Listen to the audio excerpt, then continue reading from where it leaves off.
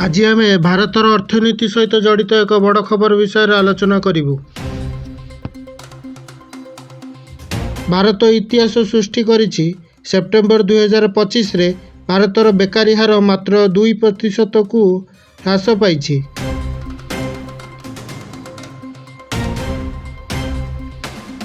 यह एपर्यंतर सर्वनिम्न हार एवं विशेष कथा हेउछि जे भारत समग्र विश्वर G20 देश मानक मध्यरे 1 नंबर स्थान रे पहुंची।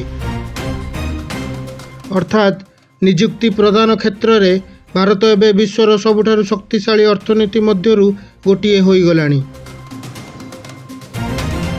वर्तमान परिसंख्यान अनुजाई केवल 2% लोक बेकार अछंती। बाकी माने कोनोसी प्रकारर नियुक्ति पाइछंती। गत किछि मास मध्यरे भारत में घरोई एवं विदेशी निवेश द्रुत गति में वृद्धि पाई। छोट व्यवसाय एवं स्टार्टअप लक्ष लक्ष नूतन नियुक्ति सृष्टि करिसेंती। रास्ता, रेलपथ, विमान बंदर, मेट्रो एवं प्रतिरक्षा भली क्षेत्र में व्यापक नियुक्ति करा जाइथिला। डिजिटल इंडिया ऑनलाइन क्षेत्र में मध्य लक्ष लक्ष चाकरी जोड़ा जाइछि।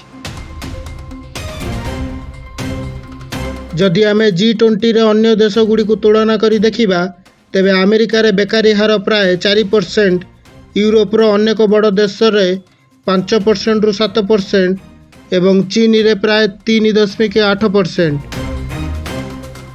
एपरी परिस्थिति रे भारतर 2% संख्या सर्वोत्तम प्रमाणित होईछि। जदिओ यही सफलता गर्वर विषय, किंतु एठी चैलेंज मध्य कम नुहे। भारत एवं विश्व को देखाउछि जे सठिक नीति एवं सठिक दिग थिले द्रुत गति में बढ़ुवा जनसंख्या को मध्य नियुक्ति दिया जाई परिबो। 2% बेकारी हार अर्थ हेउछि जे भारतर अर्थनीति नूतन उच्चतार पहुंची एवं नियुक्ति रे ऐतिहासिक उन्नति घटिछि। तेणु यह थिला आजिर बड़ अर्थनैतिक खबर। आपण कौन विश्वास करती जे भारत आगामी किछि वर्ष मध्य पूर्ण नियुक्ति अर्थात शून्य बेकारी आड़ को अग्रसर हो पारिबो? मंतव्य आपणकर मतामत जणांतु। वर्तमान पई एतिकी रहिली। पुणी देखा आउ एक नुआ खबर सहित देखुतांतु नॉट टाइम टीवी।